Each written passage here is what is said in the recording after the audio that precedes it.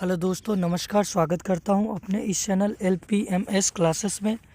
दोस्तों, आज हम आपके लिए एक नया टॉपिक लेके आए हैं। आज का जो टॉपिक है बजट के बारे में है कि बजट का अर्थ क्या होता है, बजट की परिभाषा क्या होती है और बजट की आवश्यक जो भी विशेषताएं हैं उसके बारे में आज 1 बाय 1 करके हम समझेंगे।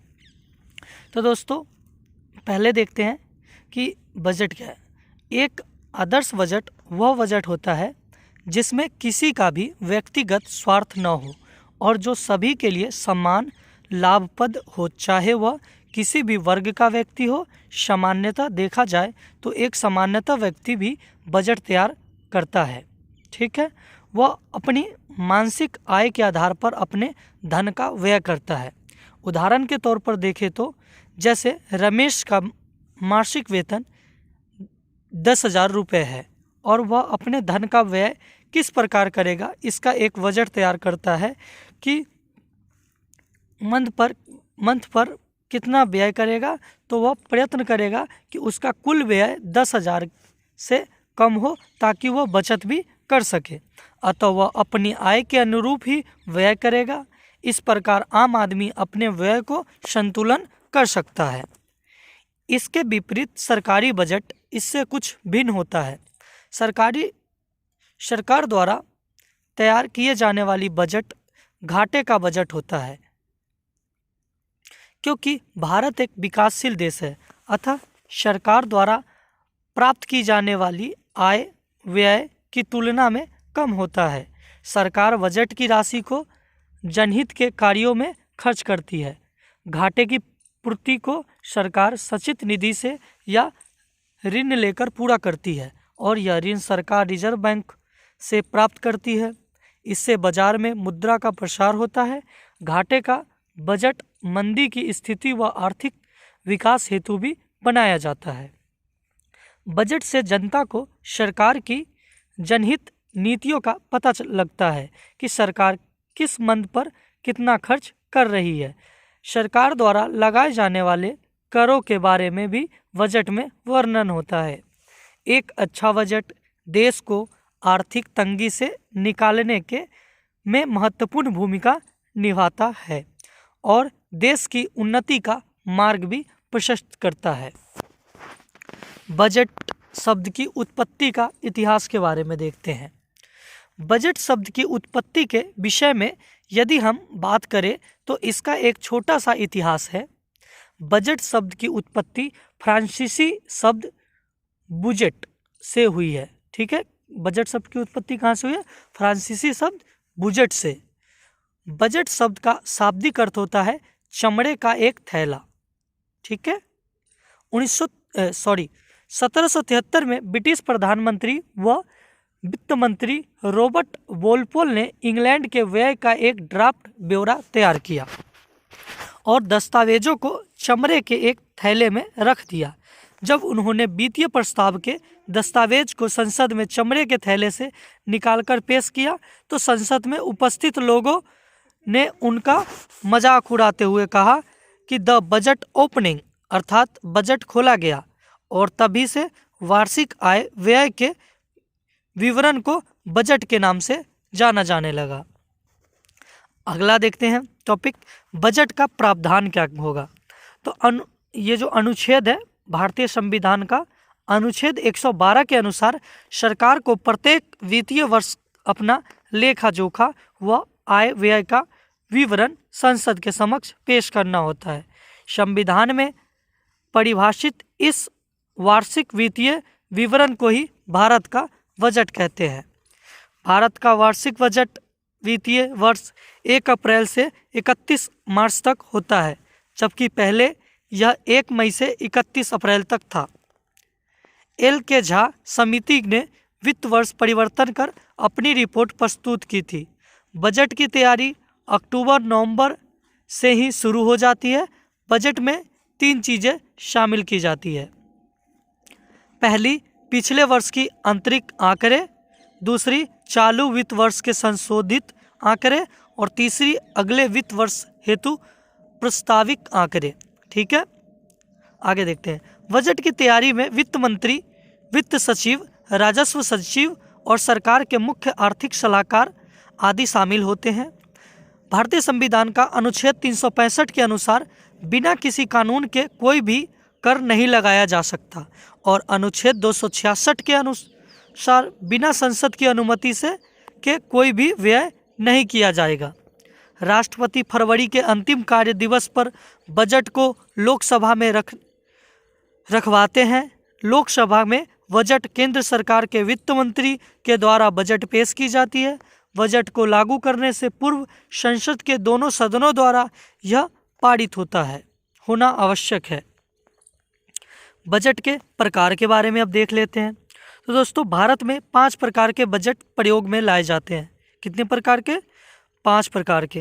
पहला बजट का नाम है पारंपरिक बजट। वर्तमान समय में आम बजट का प्रारंभिक स्वरूप प्रारंभिक बजट था। इस बजट का मुख्य उद्देश्य कार्यपालिका पर विधायिका का नियंत्रण रखना होता था। वह यह नियंत्रण रखती है कि कितना धन किस मंद पर खर्च करना है, परंतु इस बजट के व्यय से प्राप्त परिणामों का वर्णन नहीं होता। इसलिए इस प्रकार का बजट भारत में अप्रासंगिक हो गया है।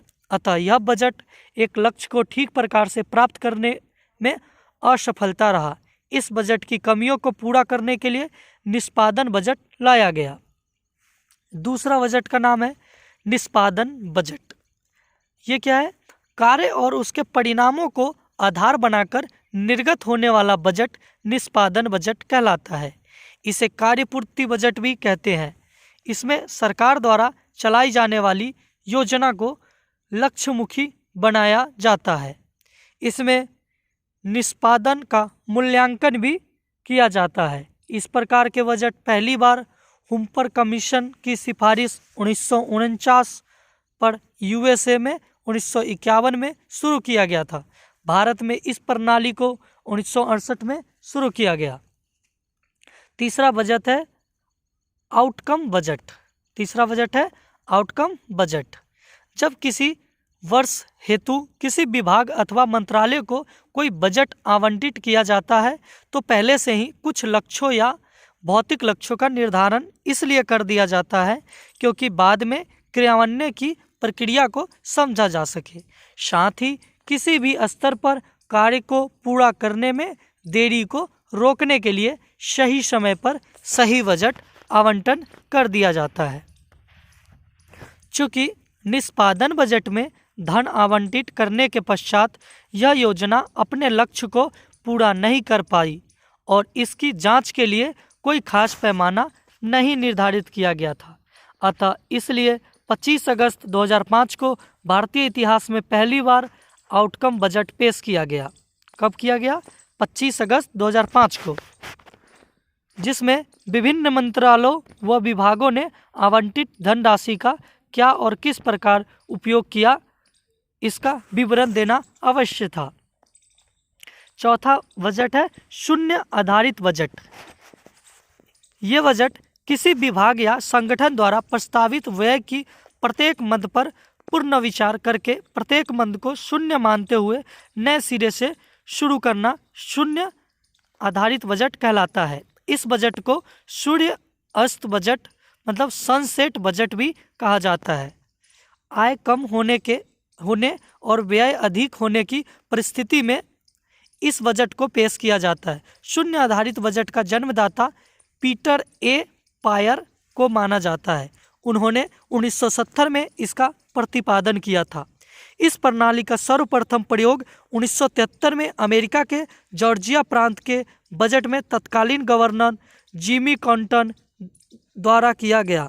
बाद में 1979 में अमेरिका के राष्ट्रपति बजट में भी इस प्रणाली को अपनाया गया।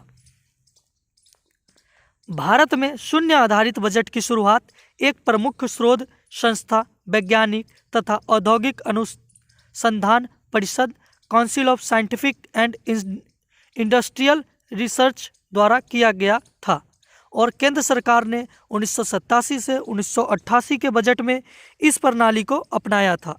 इस प्रणाली के बजट को तब अपनाया जाता है जब आम बजट और निष्पादन बजट का क्रियान्वयन सही से नहीं हो पाता। इस बजट में बढ़ते घाटे को नियंत्रित करने हेतु व्यय में कटौती की जाती है। 5वां बजट है जेंडर बजट। इस बजट का प्रावधान 1984 में ऑस्ट्रेलिया में किया गया। वास्तव में जेंडर बजट महिला अधिकारिता व सशक्तिकरण और शिशु कल्याण की दिशा में योगदान देने हेतु सरकार की एक नीति का अंग है। जेंडर बजट के शुरुआत विगत कुछ ही वर्षों से किया गई।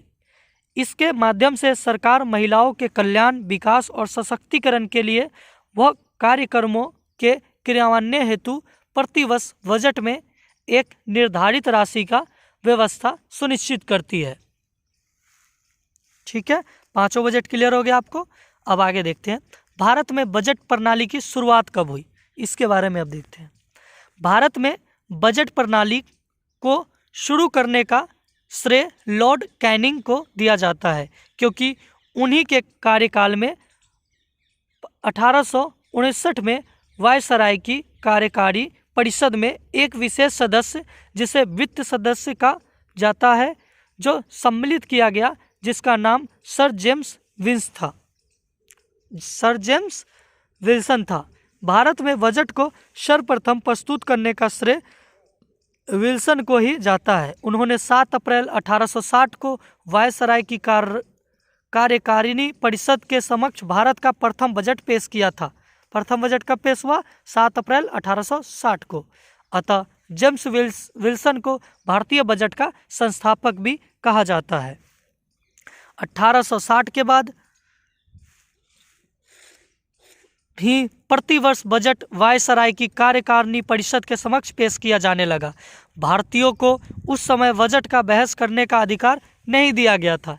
इसके पश्चात धीरे धीरे भारतीयों को बजट की चर्चा में सम्मिलित होने और बजट पर बहस करने का अधिकार दिया गया। अब देखते हैं स्वतंत्रता भारत का प्रथम बजट, मतलब स्वतंत्रता प्राप्ति के बाद भारत का प्रथम बजट के बारे में देखते हैं। तो स्वतंत्रता के पूर्व अंतरिम सरकार का बजट लियाकत अली खान जो 9 अक्टूबर 1946 में से 14 अगस्त 1947 ने पेश किया था। 1 साल के लिए बजट पेश किया था इन्होंने। भारत की स्वतंत्रता के पश्चात स्वतंत्रता भारत का प्रथम बजट षडमुखम शेट्टी द्वारा 26 नवंबर 1947 में पेश किया गया था। वास्तव में यह मात्र अर्थव्यवस्था की समीक्षा थी। इसमें किसी भी प्रकार के कर का कोई प्रावधान नहीं था।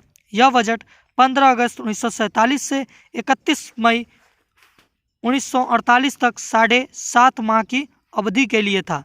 स्वतंत्रता भारत का पहला बजट जॉन मथाई ने पेश किया था। तो दोस्तों, आशा करता हूँ कि हमारे द्वारा ये जो आपको बजट के बारे में पढ़ाया गया है, ये आपको समझ में आया होगा। अगर आपको किसी भी प्रकार का कोई भी दिक्कत आती है समझने में, तो आप हमारे कमेंट बॉक्स में जाके कमेंट कर सकते हैं। और दोस्तों, अगला किस टॉपिक पे आपको वीडियो चाहिए, इसके लिए हमें कमेंट बॉक्स में कमेंट करें।